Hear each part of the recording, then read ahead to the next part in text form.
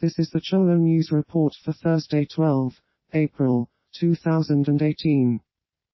The Royal Saudi Air Defense intercepts a ballistic missile fired from Yemen over the Saudi capital Riyadh that caused panic among residents. Houthis say they fired several Burkan 2 missiles at targets in Saudi Arabia, including Saudi Aramco oil facilities. Separately, Saudi Air Defenses shoot down 2 Houthi-operated Qasif-1 drones near the border. The Israeli Defense Forces say a bomb exploded near one of their construction vehicles near the Gazan border. In response, the IDF launches attacks on Hamas positions within the Gaza Strip. Though no Palestinian terrorist group immediately took responsibility for the attack on the IDF bulldozer, the Israeli army targeted Hamas in retaliation, as it rules the coastal enclave. Palestinian activists have insisted the protests are civilian and non-violent, while Israel has said they have been used as cover for attempts at violence against Israeli troops and efforts to breach and damage the border. The Mirror-Mit Intelligence and Terrorism Information Center states 80 of the deceased Palestinians, including journalist Ayazi Murtaja, are terrorists.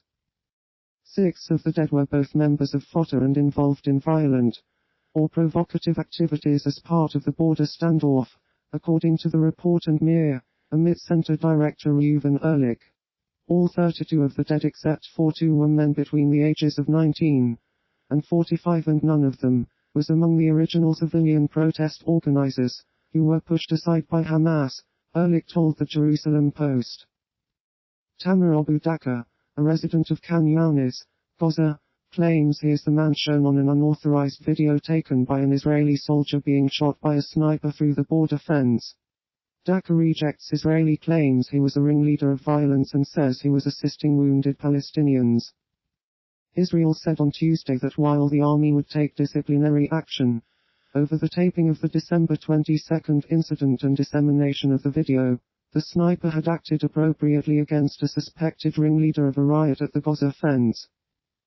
Israeli Defense Minister Avigdor Lieberman bars 110 Palestinians from entering Israel to attend a joint Israeli-Palestinian Remembrance Day ceremony in Tel Aviv.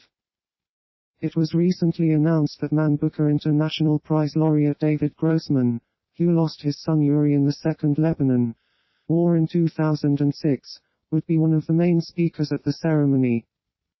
The Mechanism for International Criminal Tribunal's party overturns the acquittal of Serb radical nationalist Vojislav Šešelj and finds him guilty of crimes against humanity during the Yugoslav wars.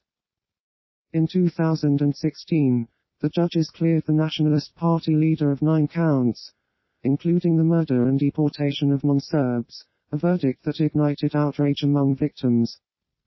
Unlike Radovan Karadzic and Ratko Mladic, the most prominent Serbian figures to have been sentenced, Šešelj was not tried for genocide. The fire on board South Korean ship FV Don Wong 701, in the port of Timaru, New Zealand, enters its 3rd day. At least for vessels MV Siarubi, MV San Granite, MV Longview Logger and MV Jefferson Maersk are delayed from arriving.